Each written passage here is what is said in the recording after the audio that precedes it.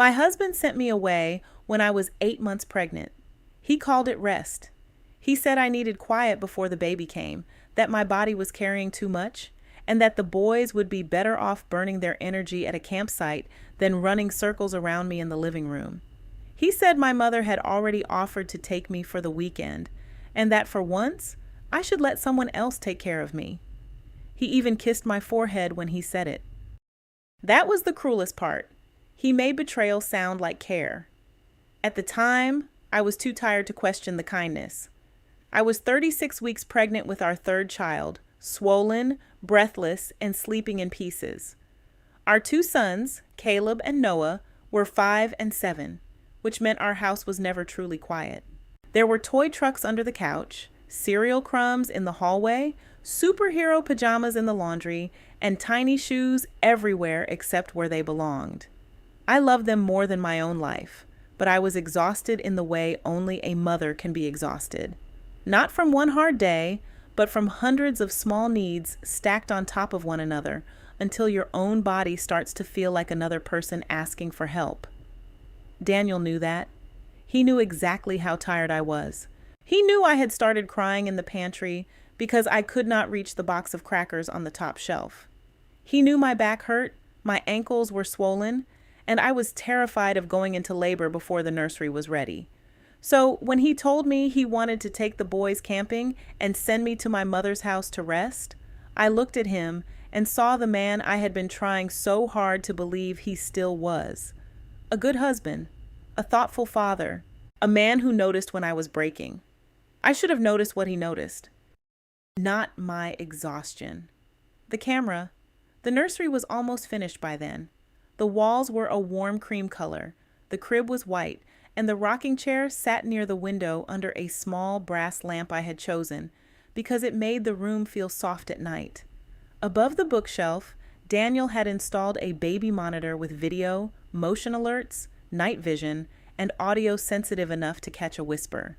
He had been the one who insisted on the expensive model. He said, with a newborn and 2 boys in the house, we needed to be careful. But the night before he sent me away, while I folded tiny clothes into the dresser, he stood in the nursery doorway and stared at that monitor, like it had become a problem. Why is that thing even on? He asked. I looked over my shoulder. Because I'm testing it. The baby isn't here yet. I know, but I want to make sure the angle is right. Daniel walked into the room and glanced up at the lens. For a moment, his face had a look on it I could not place. Not anger, exactly. Not fear. Something closer to irritation, like the camera had become an inconvenience he had not planned for. I don't like cameras inside the house, he said. That was strange. We had a doorbell camera because he wanted one. We had a garage camera because he said packages were getting stolen. We had a backyard camera because he once saw a raccoon near the trash cans and decided we needed surveillance. Daniel did not dislike cameras. He disliked this camera, but I was tired, and when you are that tired, you start negotiating with your own instincts. You tell yourself suspicion is just hormones. You tell yourself silence is easier than another argument. You tell yourself a strange look is not evidence. So I only said, "It's a baby monitor, Daniel?" He smiled after a second, but it came late. I know, I'm just saying. Don't obsess over it. I'm allowed to obsess over the baby's room. He came up behind me then, wrapped his arms around my waist, and placed both hands on my stomach. Our daughter shifted under his palm. He kissed the side of my head and said, "That's why you need rest. You're wound too tight." I believed him because I wanted to. That Friday morning, Daniel packed the camping gear into his truck, while the boys ran around the driveway in jackets that were too light for the weather. They were thrilled. Caleb kept asking if they could roast marshmallows before dinner. Noah had packed 3 toy dinosaurs into his backpack because he said they needed to see the woods. Daniel looked like the perfect father. He laughed when Noah's backpack spilled open. He lifted Caleb into the truck and buckled him in. He told me not to carry my overnight bag, then took it from my hand like I was made of glass. My mother arrived just after lunch. Before I got into her car, Daniel hugged me in the driveway and held me longer than usual. He smelled like cedar soap and the mint gum he chewed when he was nervous. "Don't worry about anything," he whispered. "I'll handle the house. I'll handle the house." I remembered that sentence later. At my mother's place, I tried to rest. She made soup, tucked a blanket over my legs, and pretended not to notice that I kept checking my phone instead of watching the movie she put on. I felt guilty for not relaxing. Daniel had taken the boys camping. My mother was taking care of me. The house was supposed to be quiet. This was exactly the break I had needed. But something in me would not settle. Around 9:40 p.m., after my mother went to bed, I opened the baby monitor app. I did it almost without thinking. I told myself I only wanted to check the camera angle because I had moved the monitor slightly before leaving and wanted to make sure the crib was centered. The screen loaded slowly. At first, it showed exactly what I expected. The empty nursery in gray night vision, the white crib, the rocking chair, the lamp on the side table, the folded blanket over the armrest. For a few seconds, I almost felt ridiculous for checking. Then the rocking chair moved. Not much, just enough. I sat up on my mother's couch and stared at the screen. The chair shifted again, and this time I saw something cross the lower corner of the image. A shadow, a hand, a piece of fabric. I could not understand what I was seeing because my mind kept rejecting the obvious answer. Someone was in the nursery. I turned the volume up. At first, there was only a soft rustling sound, then a low laugh, a woman's laugh. Not loud, not nervous, not accidental, comfortable, like she had been inside my house before. Then the baby monitor picked up her voice. "She'll never know." I stopped breathing. The words were quiet, but clear enough. A woman inside my baby's nursery, in my house, while I was 8 months pregnant and supposed to be resting at my mother's, had said, "She'll never know?" For one long second, I waited for Daniel's voice to come through the speaker and explain it. I waited for some impossible version of reality where this made sense. Maybe a neighbor had come by. Maybe someone from his family had stopped in. Maybe the app was glitching and showing an old clip from another device. Then I heard him laugh. My husband. Low, close, familiar. The kind of laugh he used when he did not want to wake the children. I did not scream. I did not call him. I did not text him a single word. I pressed record on my screen. That decision saved me. The clip lasted less than a minute before they moved out of frame, but the audio kept running. I could hear drawers opening. I heard the rocking chair creak. I heard the woman say something about the room being sweet. Then Daniel said, "Don't touch too much. She notices everything."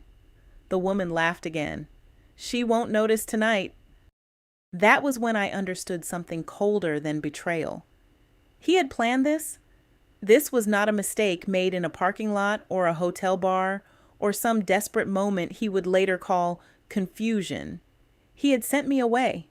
He had taken our sons out of the house. He had made sure I was too pregnant, too tired, and too grateful to question him. And then he brought another woman into the room I had prepared for our daughter. I watched the clip 3 times before my hand started shaking. The third time, I noticed something I had missed. A handbag appeared briefly near the rocking chair. Dark leather, gold clasp. I had seen that bag before, but my brain could not place it yet. I saved the video, emailed it to myself, uploaded it to a private folder, and then did something that felt impossible. I put the phone down. I did not confront him. Not because I was calm. I was not calm. I was sitting on my mother's couch with my daughter pressing against my ribs, one hand over my mouth, trying not to make a sound in a sleeping house. But somewhere underneath the pain, something older and sharper woke up. Daniel had expected me to react emotionally. He always did. He called it my pregnancy mood, my sensitivity, my tendency to make things bigger than they were. So I decided to do the one thing he would not expect. I watched. The next morning, he sent me a photo of the boys near a campfire. Caleb was holding a marshmallow. Noah was making a face. Daniel wrote, "They miss you. Hope you're resting." I stared at the message for a long time. The photo looked real. The boys were outdoors. There was a tent behind them. Daniel was smiling in the corner of the frame like a man with nothing to hide. But I checked the timestamp. The photo had been taken at 6:12 p.m. The baby monitor clip was from 9:43 p.m. He had been at the campsite early enough to take the photo. Then, somehow, he had been back in our house that night. I opened the garage camera app next. At 8:58 p.m., Daniel's truck pulled into our driveway. At 10:27 p.m., it left again. The boys were not with him. I watched the footage again, closer this time. He got out of the truck first. Then a woman stepped out of the passenger side. Her face was angled away, but the bag on her shoulder was clear. Dark leather, gold clasp. That was when I remembered where I had seen it. Megan. Megan worked with Daniel at my father's company. She was not a senior executive. She was not family. She was not someone I had ever considered a threat, because Daniel had described her in the most dismissive language possible. Megan from operations? Megan who handles scheduling. Megan who thinks she's more important than she is. But now, Megan was stepping out of my husband's truck and walking into my house while my sons were somewhere else. My mother was asleep, and I was supposed to believe I was being cared for. When Daniel and the boys came home Sunday afternoon, he kissed me at the front door and placed both hands on my belly. "How's my girls?" he asked. My girls. The phrase nearly split me open. I looked at him and saw the same smile he had given my mother, my father, our boys, everyone. The smile that made people believe he was steady, responsible, safe. "I'm tired," I said. He kissed my forehead. "That's why I told you to rest." I wanted to ask him where the boys had been Friday night. I wanted to ask him whether Megan liked the nursery. I wanted to ask him if he touched the crib after touching her. Instead, I said, "Did you have fun camping?" He smiled. "The boys had the time of their lives." That was the moment I stopped grieving the man I thought he was, because grief needs truth, and Daniel was still feeding me a performance. Over the next 3 days, I collected everything. I saved the baby monitor clip. I downloaded the garage footage. I checked our delivery account and found an order placed Friday night at 9:18 p.m. 2 meals, 2 drinks, delivered to our front porch while I was at my mother's house and our sons were supposedly camping. I found a wine glass, washed and placed in the wrong cabinet. I found the blanket on the nursery chair folded differently from the way I folded it. I found a thin gold bracelet behind the rocking chair, half hidden under the curtain. And when I asked Daniel if anyone had been in the house, he did exactly what I expected. He looked exhausted by my question before I even finished asking it. "Laura," he said, rubbing his face, "you're 8 months pregnant. You're not sleeping. You're making yourself anxious." I asked again. He sighed. "No one was here?" I said. The nursery camera picked up movement. His face went still, only for a second. Then he laughed. "The nursery camera? Are you serious? You're spying on an empty room now?" I watched him build the story in real time. First, I was anxious. Then I was hormonal. Then I was invading his privacy. Then I was ruining a nice weekend because I could not handle being away from the house for 2 days. He never asked what I saw. That told me he already knew. The next part hurt differently. Megan was not just his affair. She was his opportunity. My father owned the company where Daniel worked. It was a regional logistics firm that my grandfather started with 2 trucks and an office above a repair shop. My father built it into something larger, something respectable, and Daniel had spent years carefully becoming useful to him. He went to family dinners and talked about efficiency. He took my father golfing. He volunteered for projects nobody wanted. He used words like legacy and stewardship because he knew my father respected men who sounded patient. For years, I thought Daniel wanted my father's approval because he loved me. Now I understood he wanted access. A week after the baby monitor recording, Daniel told me he had a major meeting coming up with my father and the company's legal team. He said it casually, but his chest lifted when he spoke. "Your dad is finally talking about restructuring operations," he said. "It could be big." "How big?" He smiled. "Director level." I looked at him across the kitchen table. Our sons were eating cereal between us. My daughter kicked inside me hard enough that I placed a hand on my stomach. Daniel reached across and squeezed my other hand. "This is for us," he said. "For the kids. For the baby." That night, I checked the baby monitor cloud storage again. I had already saved the first clip, but I wanted to see whether there was more audio after they moved out of frame. The app stored motion clips in fragments, and some were shorter than others. I downloaded every file from that night and listened with headphones while Daniel slept beside me. Most of it was useless. A door opening, footsteps, a drawer, low laughter, a muffled sound from the hallway. Then I found the clip that changed everything. It was only 23 seconds long. Megan's voice was faint but clear enough. "After the baby comes, her father won't be able to fire you." Daniel answered almost immediately. "Exactly. Once the baby is here, I'm untouchable." I took the headphones off and sat in the dark. For a while, I could not move. The betrayal had already been unbearable.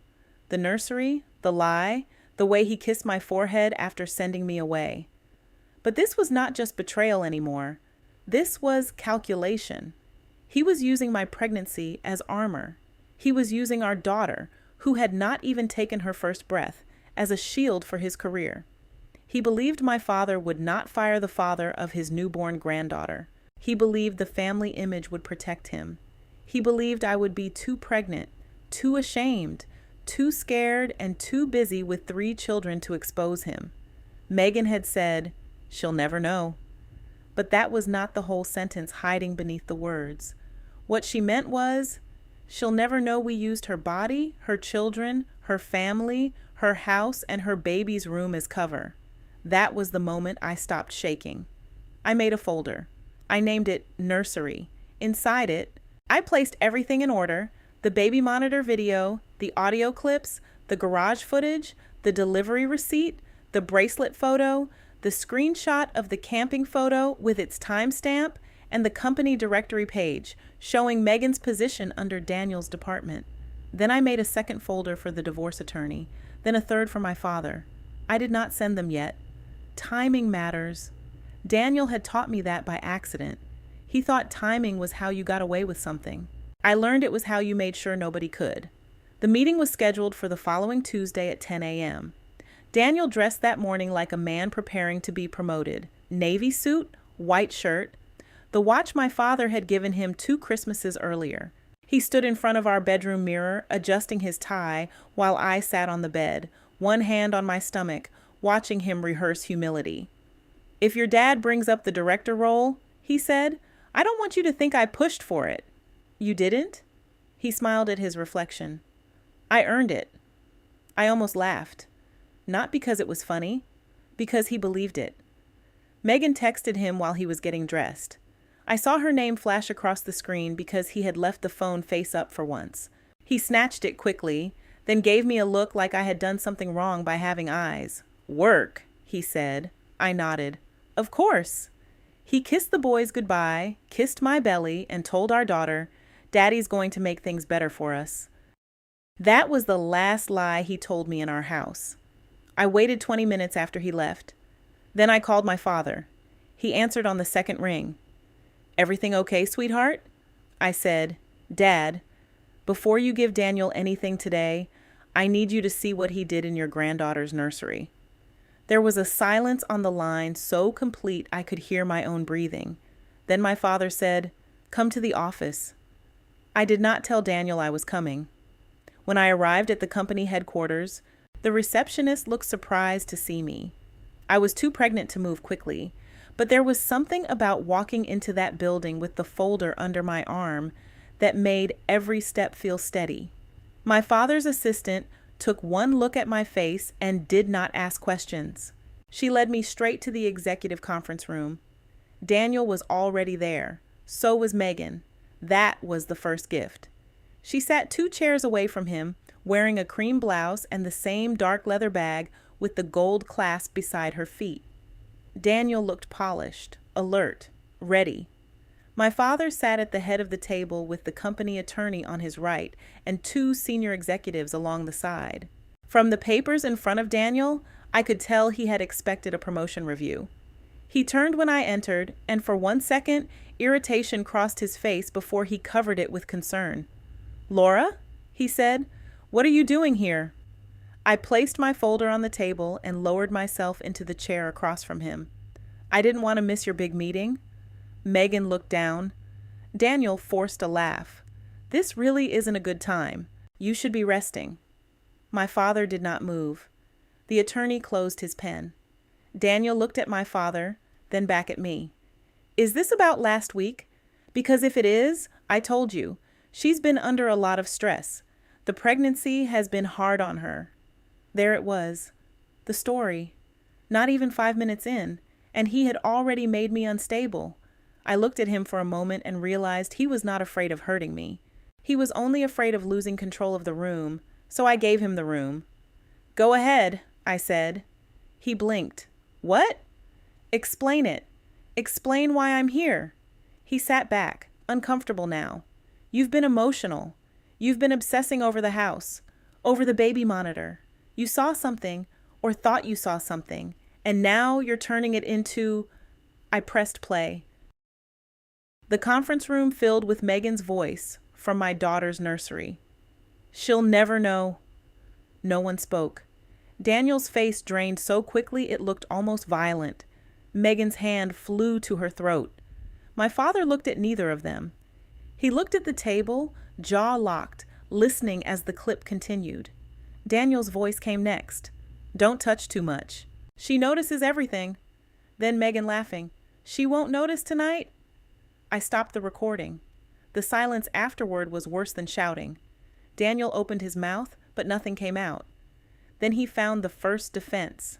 "That's out of context." My father finally looked up. "Out of context?" he asked. Daniel nodded too quickly. "Yes, it's not what it sounds like." My father's voice stayed even. That was how I knew he was furious. "Did you bring another woman into my daughter's nursery?" Daniel looked at me. Not at my father. At me. As if I had betrayed him by allowing the truth to arrive with witnesses. "Laura," he said softly, "please. This is humiliating." I almost admired the instinct. Even cornered, he tried to make my pain smaller than his embarrassment. I opened the folder and slid the first page across the table. Garage timestamp. Friday, 8:58 p.m. Your truck entering our driveway. Megan getting out of the passenger side. Then the second page. Delivery receipt. 2 meals, 2 drinks. Ordered while I was at my mother's house and the boys were supposed to be camping. Then the third. Camping photo timestamp. You took the picture at 6:12 p.m. and left the boys with your brother after dinner. Caleb and Noah. Our sons. That was the part my father heard differently. His hand curled around the edge of the table. "You left my grandsons where?" he asked. Daniel swallowed. "With my brother." "They were safe." I said, "They thought they were camping with their father." Daniel's eyes flashed. "Don't use the boys against me." That was the moment something in me went completely still. "I'm not," I said. "You already did." Megan started crying then. Quietly at first, then with the kind of controlled tears people use when they hope softness will be mistaken for innocence. My father looked at her. "Were you in my granddaughter's nursery?" She did not answer. The company attorney wrote something down. Daniel leaned forward. "This is a personal matter. It has nothing to do with work." I had been waiting for that sentence. I opened the audio file from the second clip. This does. Megan's voice played first. "After the baby comes, her father won't be able to fire you." Then Daniel's. "Exactly. Once the baby is here, I'm untouchable." No one moved. That was the moment Daniel understood the meeting was not about the affair anymore.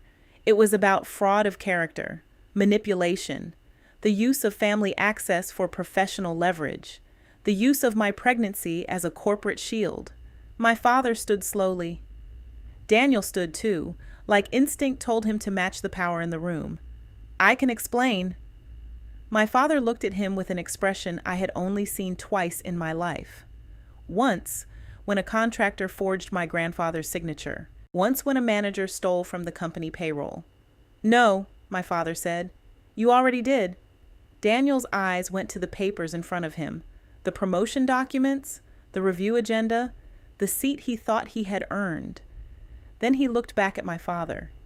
This was supposed to be my director review. My father nodded once. It was. Daniel's shoulders lowered slightly, confused. My father continued. Until my daughter called me this morning. I looked at Daniel then. You came here expecting my father to give you authority, I said. I came here because I wanted witnesses. The attorney opened a second folder. Daniel stared at it. My father sat back down, but his voice did not soften. Effective immediately, your employment is terminated for conduct prejudicial to the company, misuse of family access, and failure to disclose a personal relationship with an employee under your operational influence. Megan whispered, What? The attorney turned to her. Your employment is terminated as well. You will receive formal notice by email. Security will collect your badge. Daniel looked at me like I had burned down his life. Laura, he said, think about the baby. That almost did it. That almost made me cry. Not because I doubted myself, but because I realized he was still reaching for the same shield. Even after the recording, even in front of my father, even with Megan sitting 2 chairs away from him, he still thought our unborn daughter was something he could hold up between himself and consequences. I placed one hand on my stomach. I'm thinking about the baby, I said. That's why you're not coming home. Megan's crying became louder. Daniel told her to stop, which told the room more than any confession could have. He tried to speak to my father, but my father raised one hand. You brought another woman into my daughter's home while she was pregnant, he said. You used my grandsons as an alibi. You used my company as a ladder, and you thought my granddaughter's birth would make you untouchable. He paused. You are not family. You were an employee with access. That sentence destroyed him more than the termination did, because Daniel had spent years becoming useful. Years sitting at my father's table, drinking his bourbon, calling him sir, asking questions about the business like a loyal son-in-law. He thought proximity was ownership. He thought being loved by my family meant he could take from it. But access is not inheritance, and charm is not character. Security arrived within minutes, not dramatically. No shouting, no spectacle, just 2 men at the door waiting for Daniel and Megan to surrender their badges. Daniel looked around the room like someone should stop it, like someone should say this was going too far, like a pregnant wife exposing her husband's betrayal was somehow more indecent than what he had done in the nursery. No one helped him. Megan picked up her dark leather bag with the gold clasp. For the first time, I saw it clearly in daylight. The same bag from the garage footage. The same bag from the baby monitor clip. The same bag that had sat beside my daughter's rocking chair while its owner laughed and said, I would never know. As she passed me, she whispered, I'm sorry. I looked at her. No, I said. You're exposed. She flinched like I had slapped her. Daniel was the last to leave. At the door, he turned back to me. His voice dropped into the tone he used at home when he wanted me small. You ruined everything. I thought about the nursery, the monitor, the rocking chair, the tiny clothes in the drawer, the boys believing they were camping with their father while he drove back to our house with another woman. I thought about Megan saying I would never know, and Daniel saying he would be untouchable after the baby came. Then I looked at him and said, No, Daniel, I just pressed play. The divorce filing began that afternoon. By evening, Daniel's access to our house had been revoked. My father sent a locksmith. My mother came over and packed the boys' overnight bags for school the next morning because I could not bend down far enough to reach their drawers. The company attorney sent copies of the termination records to my divorce lawyer. The baby monitor clips, garage footage, delivery receipt, and audio files were preserved in 3 different places. Daniel tried calling me 27 times that night. I did not answer. Then he started texting. First came panic, then apologies, then anger, then the version of him he showed when he had no audience left. You're destroying our family. You're keeping my kids from me. You're acting crazy because of hormones. You had no right to record me. That one almost made me laugh. The monitor was in our daughter's nursery, installed by him, connected to my phone, recording inside our home. He had built the witness himself. The boys asked where he was the next morning. I told them their father had made adult choices and that they were safe. That was all they needed to know then.